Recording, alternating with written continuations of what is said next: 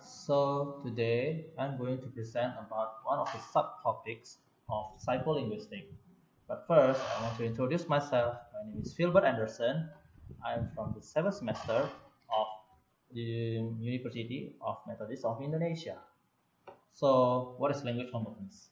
Language competence refers to how we use a language unconsciously, how we master it, how we speak it without thinking. For example, I'm in Indonesia, I speak Bahasa, and I don't think the grammar or whatever, what will be said after subject or object. We just speak it out without thinking. That's why language competence. So the first step of language competence is language comprehension. Just like the title, language comprehension. Comprehend is to understand or comprehend what other people say. Before we speak a bahasa, we need to understand the meaning. If we don't, how can we speak? How can we reply someone in a conversation, right? So it is a bit complicated because comprehending a language involves a variety of capacities, skill, processes, and knowledge that you use to derive meaning from spoken or written language. Take an easy example, bank. Bank, there's two different meanings. When you say the first bank, I want to store bank. I want to store my money in the bank.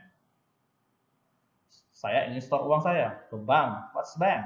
Ya, bank Indonesia, Bank Sentral Asia, BRI. But when I say this, I want to go fishing at the river bank near my house. There is not bank we store money, but river bank there is riverside, tepi sungai. That's quite easy. Okay, we move to the next. Language production.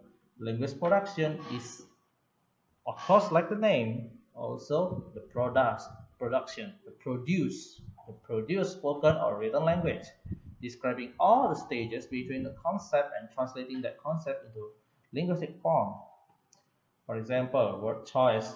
What are we supposed to say when someone says this? When someone says, how do you reply? How are you? And you need to think, what is how are you? How are you? We need to say, I'm fine.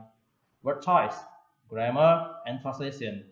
Grammar is also an important part. So that's why I say grammar is important part. Many people say that grammar is not an important part. We just need to know all the vocabs and we can speak English. I think that is totally wrong. When we say something in the past and in the present, we got its totally different meaning. For example, I say, I love you. But when you say to your wife, I love you, in past tense, your wife will go cry all the night because it means you don't love her anymore. That's why grammar is an important part. And translation is also an important part. So we will not mistranslate a sentence because bahasa words is a lot fewer than English words. There are many words in English cannot be explained in bahasa. That's why we need to learn translation. But if we translate it blindly, for example, nama saya Philbert. If we translate blindly one by one, my name Philbert, my name Philbert, that is totally wrong. You miss the verb. At least there is a verb in a sentence. Next, articulation.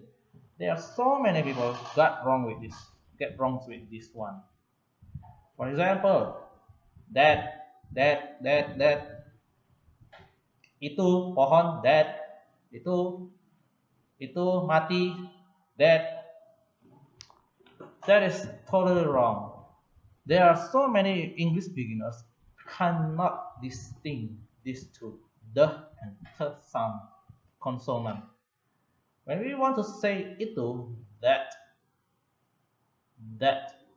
but when we say mati, that, and with d, not but that's totally different, right? That's why articulation is also an important part in the stages between having concept, translating the concept into a linguistic form. So your listener will not misunderstand you. That's why this is also an important part. And there are many other more, but we will discuss it later in the language production session. It is just the summary. And the final one, language acquisition. Language acquisition is describing the process, which means how humans acquire the capacity or the mastery to say, to produce, to perceive, to understand and communicate very well.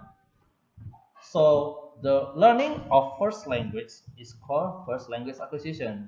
That usually happen to a child when you were born in a Chinese environment in Medan.